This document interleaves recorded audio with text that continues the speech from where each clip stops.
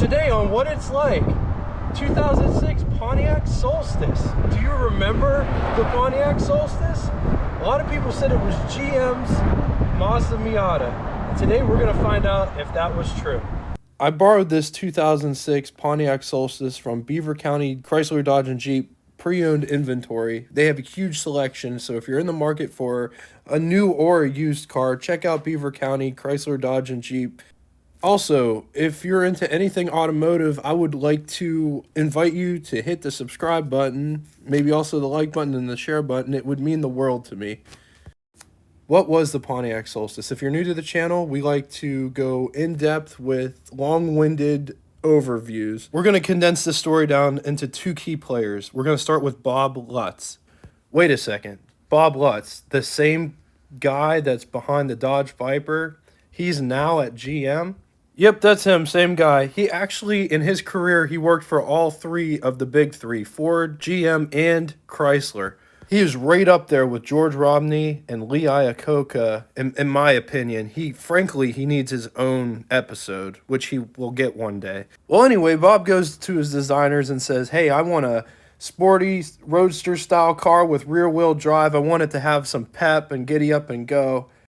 Okay, moving on to our second key player, Franz Von Horhausen. I'm sorry if I didn't pronounce it right. I'm from Western Pennsylvania. A lot of people here say yins. I don't say yins. I say you guys. So, and I'm a little bit dyslexic, so if I just have a hard time saying some things. I'm not perfect. Well, anyway, back to your boy Franz. If his name sounds familiar, it should, because he is the chief designer over at Tesla. He's designed every single Tesla that is on the road except for the very first Roadster that was based on the Lotus Elise. All right, getting back to the Pontiac Solstice, it made its debut as a concept car at the 2002 American International Auto Show in Detroit, Michigan.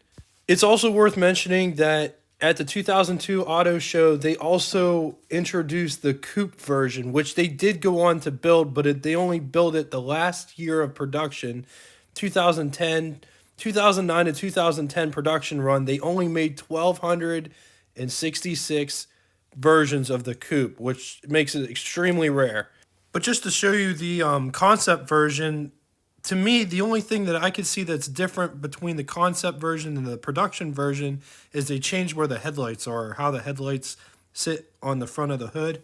With overwhelming enthusiasm, GM decided to put the Pontiac Solstice into production for the 2006 model year. So they started production in 2005 for the 2006 model year. One last thing I'd like to touch on before we get to the full in-depth review. GM made a brand new platform. They called it the Napa Platform. It was shared by 3 other cars. So down in the left-hand corner, we have Bob Lutz and the Pontiac Solstice. Right next to it is the Saturn Sky. Right next to it is the Opel GT, which was available in the UK. And right next to it is the Daewoo G2X, which was the South Korean market, but these were all the same car underneath. Okay, now on to the full in-depth review. We're going to start by walking around the exterior of the car, and I have to say, for 15 years old, it looks amazing now. It looked amazing then. Like, I remember when this car first came out, and I was like, what is that? The exterior styling, in my humble opinion, has definitely held up to the test of time. What do you guys think of the Pontiac Solstice? Do you think it's a beautiful car? Do you think it's ugly? What are your opinions in the comment section below? So climbing inside the Pontiac Solstice. First, let's do a door shut. Listen to that. It actually sounds pretty substantial. Look at how big the door is. I love the fact that it's curved. It's curved all the way down. Look at how big that door is. Also worth mentioning while we're over here, this Pontiac logo. I love the way that it's concaved inside of here. It's really cool. There's also a GM badge down there. Just a little tiny GM button. And the body curves up underneath. Just a standard basic mirror. No turn signals on the sides. I don't think they're heated. They are remote controlled, powered over here. got your for your driver's side, your passenger side, and this is controls it. You got a chrome door handle and just 2 control switches. The driver's side's auto, the passenger side you have to hold it down. This is what the interior looks like. This car is low to the ground. I just got out of a Ford Mustang and got into this. This is lower than the Ford Mustang. That's just another interesting quirk down here by this Solstice still plate.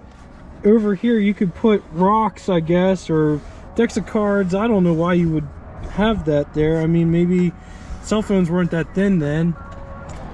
I don't know, it's just interesting. Okay, sitting inside, rolling up the window. Check out the design of the window. It's very angular right here, and back here it's kind of curved. I don't know, that's interesting. It has to be angular, obviously, for the A-pillar, and the A-pillar is huge. It's bigger. This is a huge A-pillar for this car, and I mean, it's got to be because it's a convertible. You sit so low in this car. Like I said, I'm 6 foot, about 6'2". I have lots of headroom in this vehicle because you sit down so low in it. Just putting the windows up. Both sides, it's kind of slow. Let's talk about this interior. Let's start with the gauge cluster. So over here you have your miles per hour. You have your fuel gauge way down there.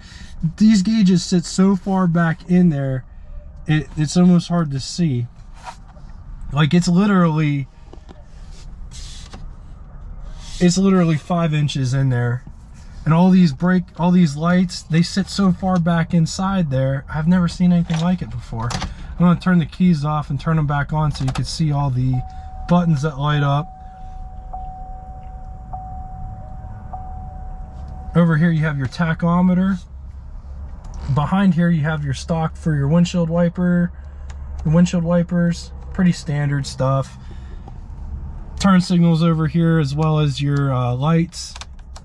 This has automatic lights, which it's set to. On the steering wheel, you have cruise control, and then all your cruise control settings. Your 4-ways.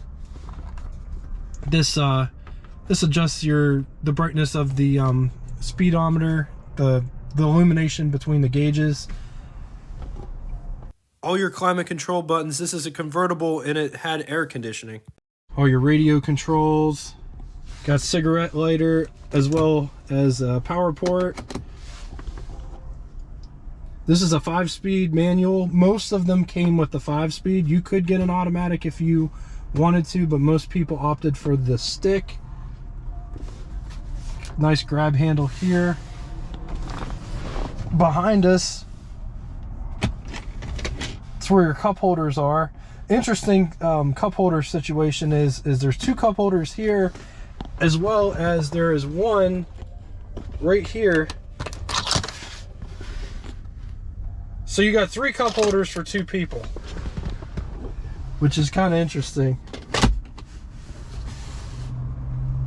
That's the interior, and in my opinion, it hasn't held up very well. The steering wheel feels it's got a nice leather wrap to it, and it's not as thick as like normal. Car steering wheels have gotten too big in my opinion. I am more of a purist. I like a thin steering wheel. But yeah, let's talk about this interior. The door panels, it's all like this Fisher Price like plastic. It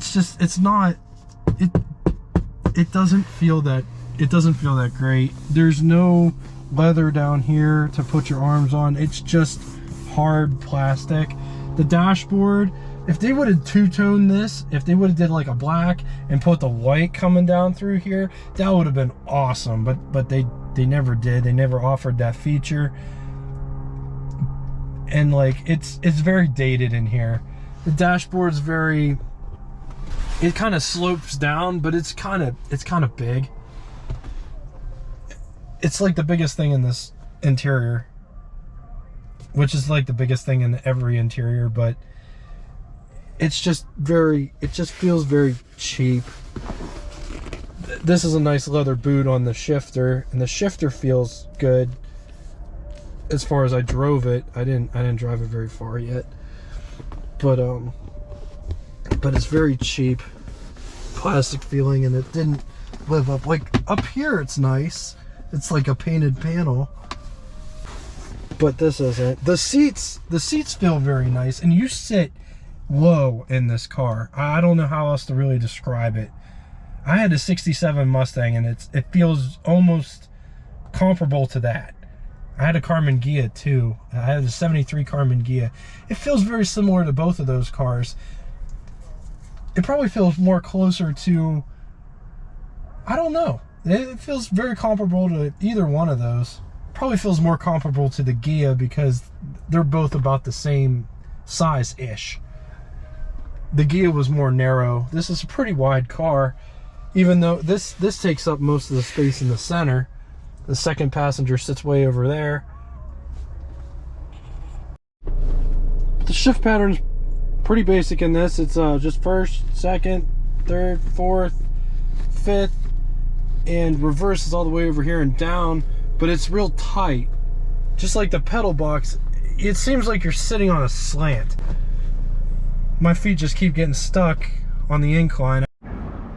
It's also worth mentioning that the driver footwell is not, it's not straight. It kind of dips down. I have big feet, so whenever I tried to move this, it was kind of hard. You can heel and toe this thing pretty good because it dips down, but it's just something to consider if you're thinking about buying it. It's not, it doesn't have a straight floorboard.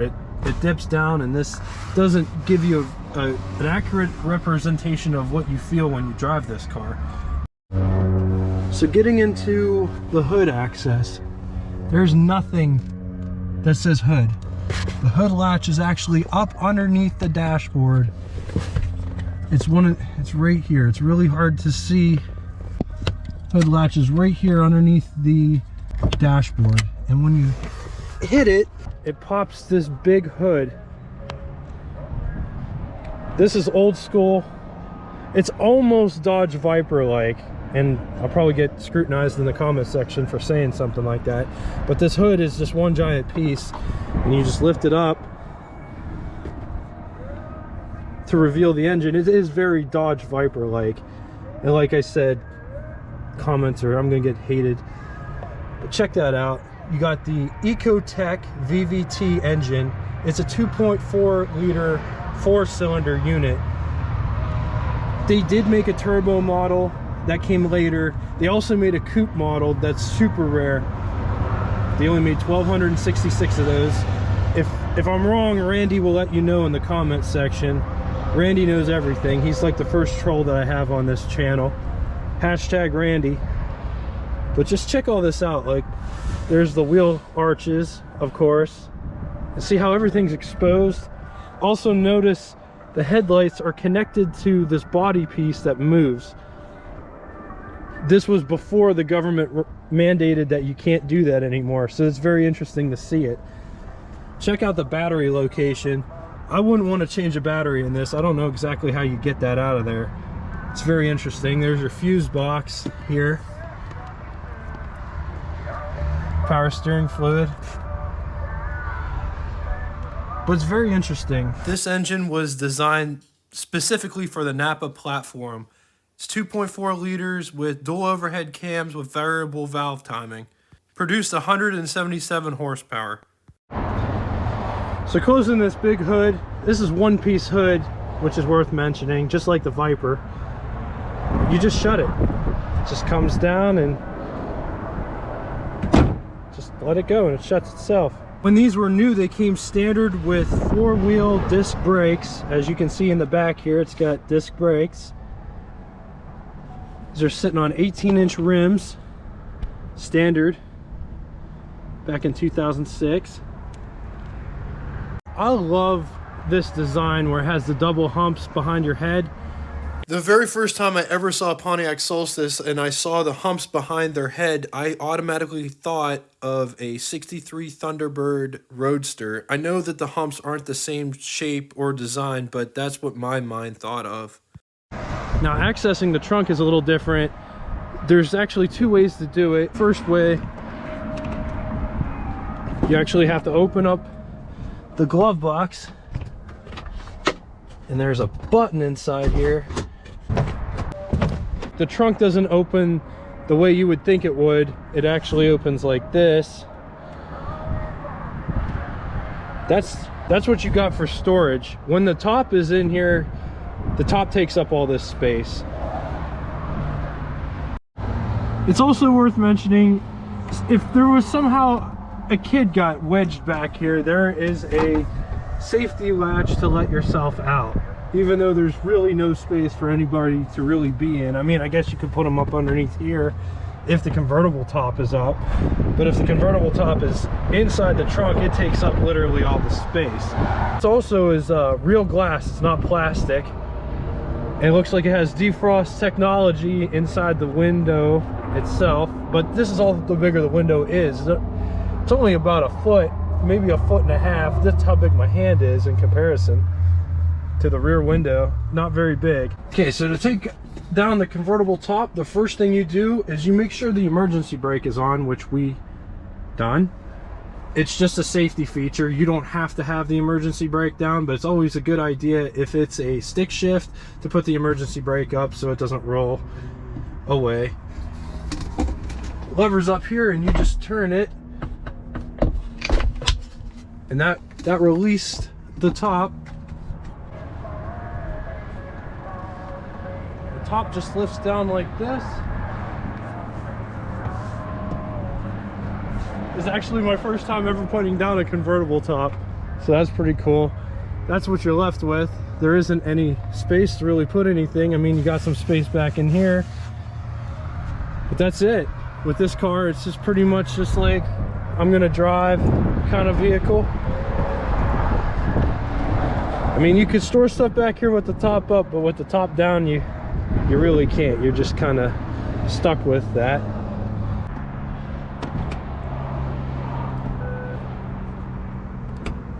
So just make sure there's latches on both sides. Just make sure that both latches go down. Now remember, I said that there's two ways to access the trunk. You also have a way on the key fob. This key fob it's 2006, so you got to remember cars had keys with key fobs. This is the key fob and this is the key, so it's just like a very generic key. I don't even think this key has chips in it. That's the world that we lived in 2006. There was like no cell phones, or cell phones were very basic flip phones. It's just a different time now. So this is what you had, and you had the lock button, the unlock button, the trunk button, and the panic button. So if you lost your car, you could find it just like now. So to access the trunk, you would just hit the trunk button twice. So putting back up the convertible top, or if you're putting it down, we're putting it back up, you just make sure that it's pushed all the way forward, and then you just tighten this, and I don't know if you can see it, but it will pull itself in. All right, and then securing the back of it, you just shut the trunk, make sure it's shut, and then you just secure these, go in these holes here. I heard somebody else call them buttresses. I guess I'm going to call them that too, for lack of a better term. You gotta put both of them down, and they just latch in like that. It's that simple. It's way easier to do it when the windows are down, so try to put the windows down when putting up or taking down the convertible top. Taking off the convertible top, it's not so bad. Putting it back up, I'd suggest either open the doors or put the windows down. Okay, driving the 2006 Pontiac Solstice.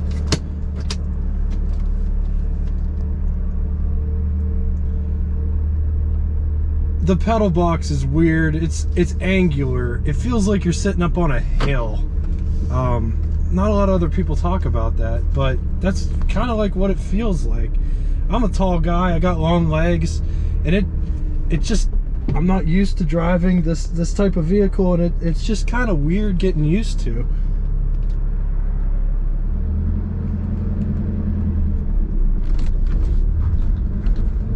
This is a rear wheel drive car, and I'm used to driving a 52 Chevy truck, so the clutch is a little bit different getting used to, but you definitely feel like you're in kind of a sportier car in this, for sure.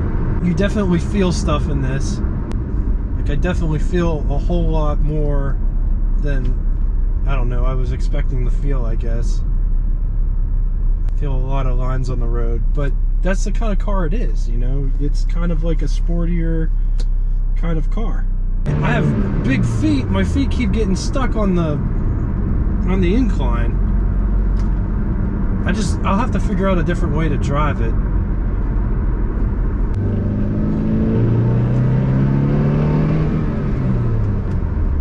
The shifter feels great. I'm just not used to driving something it's so close together, and I'm just not used to it. I need to get used to driving something like that. All right, now we're gonna try it with a convertible top down. It's like 50 degrees here today. Windows are up though. I gotta put my seatbelt on wherever that's at. It's tucked way back in here.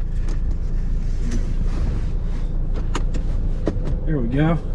Release the brake. It's actually kind of cool to be in a convertible this low, because usually with convertibles the windscreen comes up to my head. Convertible tops over my head because you sit down so low. It's a peppy little 4-cylinder engine. It's way peppier than I thought it would be. I still just can't get over the clutch is good. All that stuff is good, and it's great when you're moving, but my foot keeps getting stuck in the footwell. And I just kind of have to ease it off of there, and it's kind of weird. So I'll give her the beans here.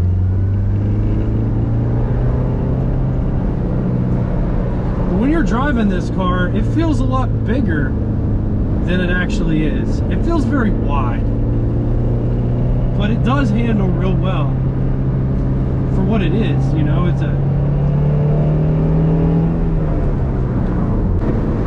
convertible from a brand that doesn't exist anymore, and a lot of people at the time said that, you know, this was like GM's Mazda Miata, and there's a lot of truth to that. I never driven a Mazda Miata. I should have driven a Mazda Miata first, but this car handles really well. I've driven Mustangs before, and like, this is no Mustang, but this definitely handles really well. I've driven a 4-cylinder Mustang, and they drive pretty good, but this kind of feels like the same thing. It definitely feels as wide as a Mustang. Too high. There we go. The shift pattern is so tight that it's so hard to figure out where you are. This thing redlines at almost 7,000. It's like 6.5 or something similar to that. But I'm on a twisty, windy road here, and it's never stepped out on me once. And it's hard to believe that this is a rear-wheel drive car, because it just goes. This thing drives real nice. I like it. Aside from the whole thing, it feels like you're sitting on it feels like you're sitting on a hill when you're driving this thing. All right, we're about to get it on the highway here and see how it goes. People just like getting right up on your butt. You're kind of in a really small car.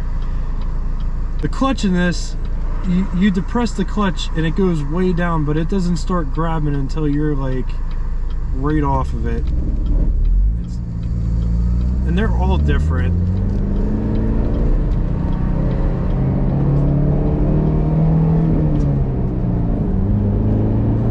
Okay, we're gonna give her the beat. I went right to fifth. I'm gonna downshift it to fourth. Like I said, it's really tight, and I'm not used to that tight shifter. But it's a really nice feeling shifter. It's just really tight. And it's just something you just got to get used to if you buy this car. Not saying tight shifters are bad. I drove my daily driver for a long time was a Hyundai Veloster R-Spec Turbo, and that had a tight shifter in it from the factory, and it's just something you got to get used to. But like I said, I drive a 52 Chevy 1-ton truck. The throws they're not that tight. But I'm in fourth gear now. It's got plenty of pep. I can go right to fifth gear. It's a 5-speed. Reverse is right down from it, so it's always good to know where you are. You don't want to go in the reverse. I'm pretty sure sure it has lockout. It won't let you go into reverse. This gets really good gas mileage. They said 20 miles to the gallon in the city and about 28 on the highway. It's got a 13-gallon gas tank. So if you're doing highway driving, highway cruising, and getting that 28 miles to the gallon figure, you could go about 364 miles on a tank of gas. For a convertible car, that's pretty good. Gas prices are almost $4 a gallon now in Pennsylvania. So this is a really good vehicle to look into next summer when you're looking for a vehicle to drive as a daily car. You know, if you're just commuting back and forth to work, this is an excellent car to look at.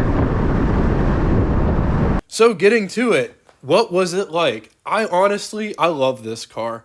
You felt so many things through the steering wheel. It wasn't numb or anything. You could feel all the lines and crevices on the road, more so than you could in, say, like a Mustang. Unless you're driving a GT350, which I haven't drove yet, but this has a lot of road feel. And like I said in the video, I've never driven a Mazda Miata. I probably should have driven a Miata before I did this video, but this was probably GM's Mazda Miata. I can't think of another car that GM made that would be comparable to the Miata. Great driving experience. The only thing is that I didn't like was the pedal box situation. It felt like you were literally sitting on just a gradual incline. It could honestly be me. Evidently this car was supposedly a very good car to heel and toe in. I've never mastered that technique of driving, so it could be me. Another thing worth mentioning is the engine is sort of dead below 4,500 RPM. It starts waking up around 4,500 RPM all the way up to redline. It's only really an issue, like you can't start out in second gear without really dumping the clutch, because I started out in second on the drive and I stalled it.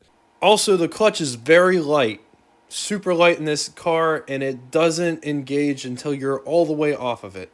The impression that I got when I was behind the wheel of this car, when I pulled up next to an F-150 on the highway, it looked like a semi-truck, no lie. You're just sitting so low in this car, and it's not a bad thing, but it feels really wide, like way wider than it probably should feel. So if you're looking for a roadster type vehicle, but you don't want a Mazda Miata, this is a great contender. This was an excellent car to drive. The only thing that, like I said, I didn't like was the whole pedal box thing. But like I said, it could be me. I'm used to driving stuff that has flat floors and you don't have to heel and toe if you don't want to. But as mentioned, this did come with an automatic. The 5-speed manual was standard. The automatics exist, though rare. Most people just got a standard shift 5-speed. Thank you so much for watching. Please like, share, and subscribe. Until next time, toodaloo!